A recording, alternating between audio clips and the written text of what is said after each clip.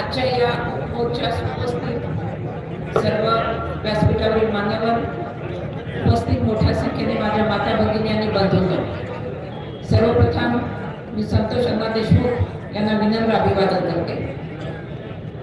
गेले काही दिवस महाराष्ट्रामध्ये संतोष अण्णा देशमुख यांच्या क्रूर आणि अमानवीय हत्येचा विषय गाजतो आहे. खरं तर आपण सगळ्यांनी पाहिलेलं आहे, महाराष्ट्र पोलिसांची तुलना एकेकाळी स्कॉटलंड यार्डशी व्हायची.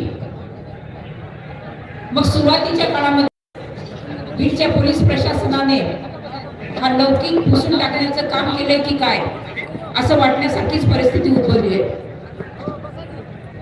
दरम्यानच्या काळात चालू असणाऱ्या विधानमंडळामध्ये अधिवेशनात अनेकांनी ही लढाई एकाच वेळी विधिमंडळात आणि रस्त्यावर लढली जात आहे.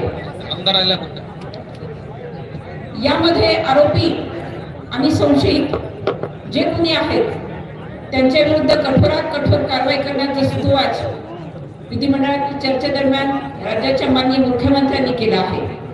मग माझा एकच प्रश्न आहे, असं असतानाही आरोपींना पकडण्यासाठी एवढा विलंब का झाला आणि होतो आहे? यामध्ये एक लक्षात घेण्याजोगी बाब आहे की संशयित पुण्यामधूनच जेरबंद केले जात आहेत. आज व्यासपीठावर माननीय आमदार सुरेश अण्णा धस आहेत. अण्णा, आम्ही आपल्याकडे कुटुंब प्रमुख मानून पाहतोय. यामधली एक अदृश्य कडी ही जोडली गेलीच पाहिजे की सगळे आरोपी पुण्यामधनं कसे जेरबंद होत आहेत. आणि आमचं शासन आणि प्रशासनाला या प्रसंगी एकच विचारणं आहे की या सगळ्या आरोपींना जेरबंद करून लवकरात लवकर, ज्याला आपण म्हणू शकू की कायद्याने दिलेली मर्यादा त्यापर्यंत न थांबता लवकरात लवकर अतिशय अचूक आणि बारकाईने तपास करून आरोपपत्र दाखल झालं पाहिजे. आणि या सर्व आरोपींना कठोरात कठोर कायदेशीर कारवाई झाली पाहिजे.